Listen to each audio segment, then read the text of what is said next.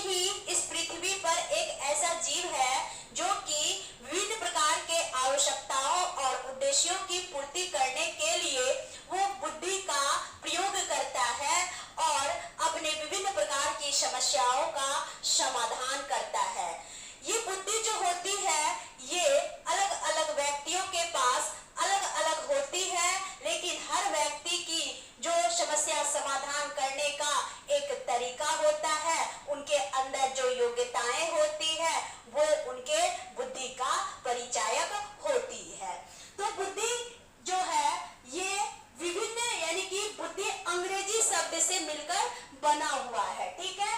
तो अंग्रेजी शब्द बुद्धि जो है वो इंटेलिजेंस का क्या है, हिंदी रूपांतर है, ठीक है। यानी कि बुद्धि को हम अंग्रेजी में इंटेलिजेंस कहते हैं, यानी कि जो कि दो शब्दों से यानी लैटिन भाषा के दो शब्दों से बच्चा बना हुआ है, ठीक है, जिसको कि यानी कि इंटर प्लस लिगरे, ठीक है, इंटर प्लस लिगरे मिल करके इंटेलिजेंस बना है, जिसका तात्पर्य क्या होता है, जिसका हिंदी रूपांतर क्या होता है, बुद्धि होता है, ठीक है। चलिए अब हम थोड़ी सी इसमें ये बात करेंगे कि ये जो बुद्धि है, बुद्धि अलग अलग व्यक्तियों के पास अलग अलग होती है, ठीक है, और अलग अलग समस्याओं का वो समाधान करते हैं। तो ये एक सामान्य परिभाषा थी कि समस्या समाधान करने की योग्यता बुद्धि है। अब हम थोड़ी सी मनोवैज्ञानिकों के अनुसार बुद्धि की परिभाषा देखेंगे। तो मनोवैज्ञानिक ने बुद्धि के बारे में क्या कहा है, तो इसमें आप ये देखिए। तो मनोवैज्ञानिकों ने बच्चा बुद्धि के बारे में कहा है कि बुद्धि के अर्थ की ही तरह बुद्धि की परिभाषा में अनेक मनोवैज्ञानिक ने अपना अपना मंतव्य दिया। क्या मंतव्य दिया? उन्होंने कहा कि वातावरण के साथ समायोजन करने की जो योग्यता होती है, जो क्षमता होती है, उसके आधार पर मनोवैज्ञानिकों ने बुद्धि को परिभाषित किया है, ठीक है।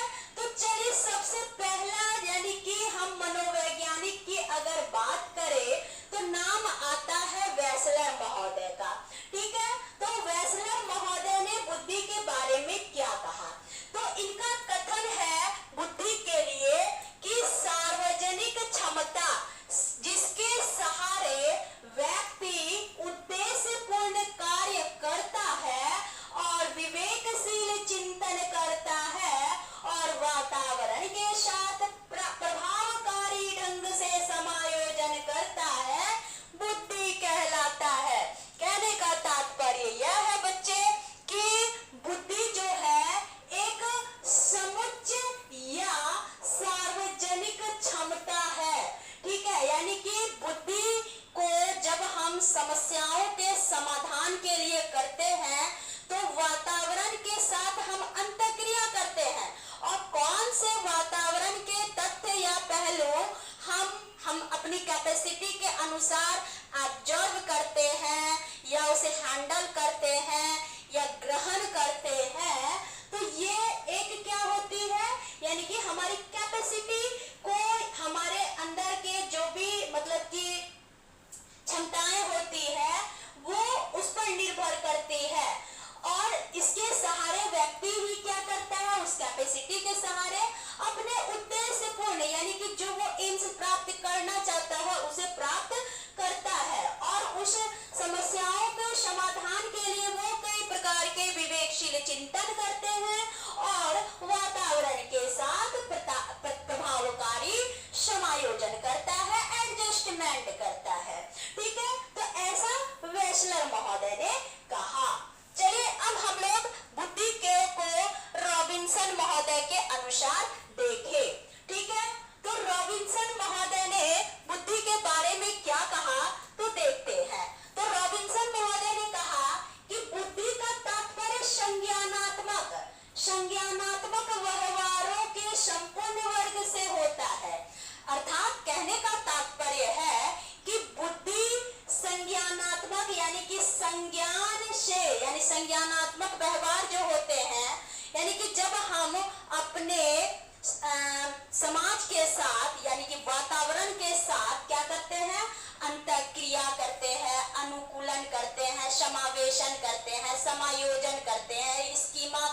हैं, अनुकूलन करते हैं, तो इन सारे चीजों का संग्रहण ही क्या कहलाता है?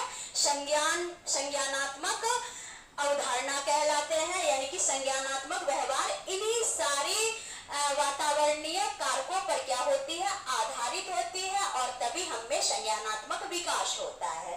तो वैसे आपका रॉबिन्सन ने भी यही कहा कि बुद्धि से हमारा तात्पर्य संज्ञानात्मक व्यवहारों के संपूर्ण वर्ग से होता है, और जो व्यक्ति में सूझबूझ, यानी कि अपने सूझबूझ को, कि वातावरण में बहुत सारी बातें हैं, हमें किनके साथ अंतःक्रिया करना है, किनसे समायोजन करना है, किससे समावेशन करना है, या किनसे हमें स्कीमा करना है, या कौन से वातावरण में हमें अनुकूलित होना है, तो ये व्यक्ति के सूझबूझ पर क्या होता है? आधारित होती है। और अपने सूझबूझ का परिचय देते हुए बच्चा क्या करता है? समस्या का समाधान करने की क्षमता विकसित करता है, और बच्चा नई परिस्थिति के साथ समायोजन की क्षमता और अमूर्त रूप से सोचने की भी क्षमता को और अनुभवों को लाभ उठाने में सक्षम होता है। चलिए अब आते हैं स्टोडार्ड के अनुसार। स्टोडार्ड क्या कहते हैं बुद्धि की परिभाषा में? तो स्टोडार्ड का कहना है कि बुद्धि जो है उन क्रियाओं को समझने की क्षमता है, यानी कि एक्टिविटीज, जो इंटेलिजेंस है वो रॉबिन्सन ने कहा कि वो क्या समझता है, यानी कि एक्टिविटीज को समझता है, यानी कि कौन सा एक्टिविटीज में कौन सा कैरेक्टरिस्टिक्स है, विशेषताएं हैं, कठिनता है, जटिलता है, अमूर्तता है, मितव्ययिता है, या किसी लक्ष्य के प्रति अनुशासनशीलता है, अनुकूलनशीलता है, सामाजिक मान है, या मौलिकता है। तो इन सारी बातों को देख करके जो अपना एक परिस्थिति, यानी कि जो आप सिचुएशन हैंडल करते हैं, और उन क्रियाओं के साथ जब आप अनुकूलित हो जाते हैं और एकाग्रता से उन सभी के प्रति जब आप सारे फैक्टर्स के प्रति प्रतिरोध दिखाते हैं, तो प्रतिरोध दिखाने या करने की प्रेरणा ही बुद्धि कहलाती है। ठीक है, तो यहाँ हम ये देख रहे हैं, स्टोडार्ड का कहना है बाबू कि बुद्धि जो है वो विभिन्न प्रकार के वातावरण में, यानी कि वातावरण में आप देखिए, आप कठिनता से देखते हैं, या जटिलता से देखते हैं, या वातावरण में कई विशेषताओं के आधार पर देखते हैं, या खर्च यानी खर्च आर्थिक दृष्टि से देखते हैं, यानी मितव्ययिता से, या किसी लक्ष्य के अनुरूप आप उसे क्या करते हैं? अनुकूलित करते हैं। तो ये सारी चीज क्या होती है? व्यक्ति के विभिन्न प्रकार के मानसिक, शारीरिक और कई परिस्थितियों पर क्या होती है?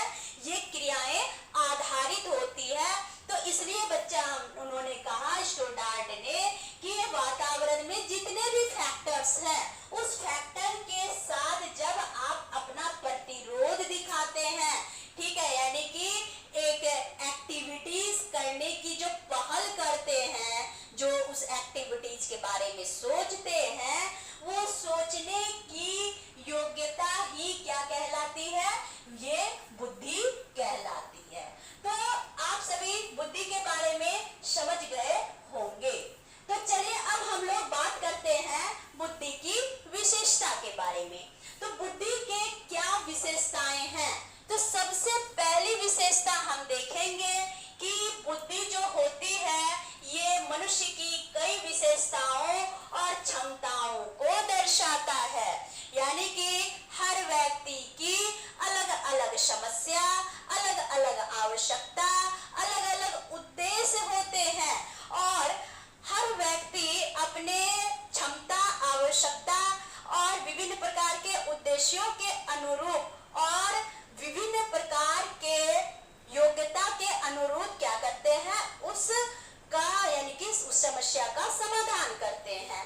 तो जो जितना ही अपने समस्याओं को समाधान करने के लिए क्या करता है? बुद्धि का प्रयोग करता है, तो वो बुद्धिशाली व्यक्ति माना जाता है। तो समस्या का समाधान जब भी होगा तो वो बुद्धि के ही सहारे होगा। चलिए दूसरा हम विशेषता देखेंगे। बुद्धि व्यक्ति को वातावरण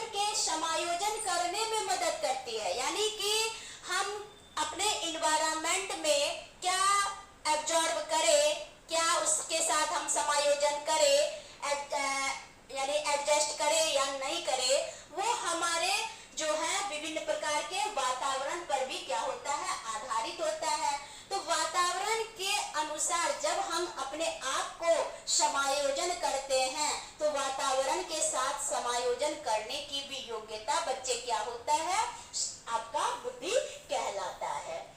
अगर हम विशेषता देखेंगे, अगली विशेषता है कि बुद्धि के सहारे व्यक्ति अपने उद्देश्य को पूरा करने के लिए उनके अनुरूप कार्य करता है। जैसे कि सीटेट आपका उद्देश्य है और सीटेट के उद्देश्य को पूरा करने के लिए आप क्या करते हैं, सीटेट के सिलेबस को देखते हैं, सीटेट के पाठ्यक्रम को देखते हैं और उस अनुसार से आप क्या करते हैं, अपने सीटेट के प्रिपरेशन को क्या करते हैं, कन्वर्ट करते हैं और एक डिसीजन लेते हैं कि नहीं, हमें सिलेबस को, करिकुलम को अगर एक सिस्टम से फॉलो करें तो हमें उद्देश्य की यानी सीटेट पास करने संबंधी उद्देश्य की प्राप्ति हो सकती है।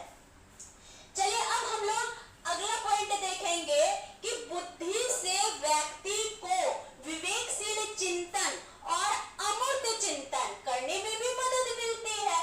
तो कहने का तात्पर्य क्या है, इसे समझेंगे कि बुद्धि जो है वो व्यक्ति को विवेकशील चिंतन करने में और अमूर्त चिंतन, जैसे कि अमूर्त चिंतन वो जिसे काल्पनिक चिंतन कहते हैं, अमूर्त जो है वो काल्पनिक चिंतन होता है, यानी कि हम टीचर बनेंगे, तो हम टीचर बनेंगे तो ये क्या है, फ्यूचर की बात है, तो उसके लिए हमें क्या करना होगा, हमें बीएड, डीएलएड, उसके बाद टेट पास करना होगा, उसके बाद फिर हमें अप्लाई करना होगा, यानी एक प्रोसेस से चलना होगा। तो ये जो मतलब कि काल्पनिक बातों में है और काल्पनिक बातों को साकार करने के लिए हम क्या करते हैं, वास्तविक तथ्यों से यानी कि मूर्त तथ्यों से क्या होते हैं, अवगत होते हैं। तो इस तरह से बुद्धि भी क्या होती है कि जब तक हम अमूर्त चिंतन नहीं करेंगे तो मूर्त चिंतन की प्राप्ति नहीं होगी। तो बुद्धि अमूर्त चिंतनों को साकार करते हुए वो मूर्त चिंतन को क्या बनाता है, प्रभावी और जो है विकासशील बनाता है। ठीक है, अब यहाँ क्या देखेंगे कि बुद्धि व्यक्ति को विभिन्न प्रकार की बातों को सीखने में भी सहायता प्रदान करता है। जैसे कि हम एक वातावरण में जाते हैं तो वातावरण में अधिगम करने के लिए कई बातें होती हैं। अब जिस अधिगम के प्रति हमारे उद्देश्य जुड़े होते हैं, जिन अधिगम के प्रति हमारी रुचि होती है, तो उस अधिगम की बातों को हम क्या करते हैं, वहां पर उसे उद्देश्यों पे आधारित करके उसे सीखने का प्रयास करते हैं और ये सीखने से हमारे अंदर जो है क्या होता है, विभिन्न प्रकार के अधिगम शक्तियों का जो है विकास होता है। तो ये अधिगम शक्तियां जो है वो बुद्धि पर ही क्या होती है, विकसित होती है। चलिए अब हम आगे देखेंगे, अगली विशेषता है कि मनुष्य की बुद्धि पर जो है मनुष्य की बुद्धि उसके आसपास के वातावरण का अनुकूलन और प्रतिकूल दोनों पर प्रभाव पड़ता है। यानी कि वातावरण का अगर मतलब कि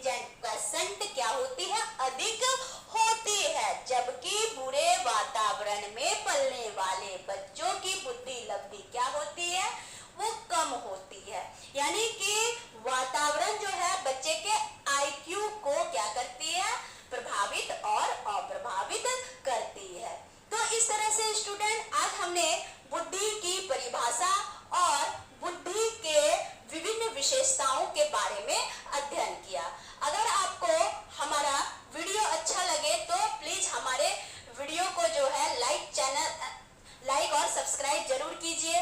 और डेली हमारी वीडियो जो है वो हमारे सौम्या एजुकेशन यूट्यूब पर टॉपिक बाय टॉपिक क्या है दी जाती है, जिसे कि आप डिस्क्रिप्शन पर देख करके आप उसे सर्च कर सकते हैं। तो चलिए स्टूडेंट, फिर हम लोग मिलते हैं। और जो भी मतलब कि हमारे यहाँ ऑनलाइन और ऑफलाइन दोनों की सुविधा है, और जो भी स्टूडेंट हमारे ऑफलाइन या ऑनलाइन क्लास में शामिल होना चाहते हैं, जिसमें कि सभी विषयों की पढ़ाई जो है एक मतलब कि अच्छे वातावरण में और अच्छे शिक्षकों के सानिध्य में दी जाती है, तो हमारे नंबर पर भी आप कांटेक्ट कर सकते हैं। तो चलिए, तो आज बस हम लोग इतना ही। अगले वीडियो के लिए आप इंतजार कीजिए। तब तक के लिए आपसे विदा लेते हैं। Bye bye.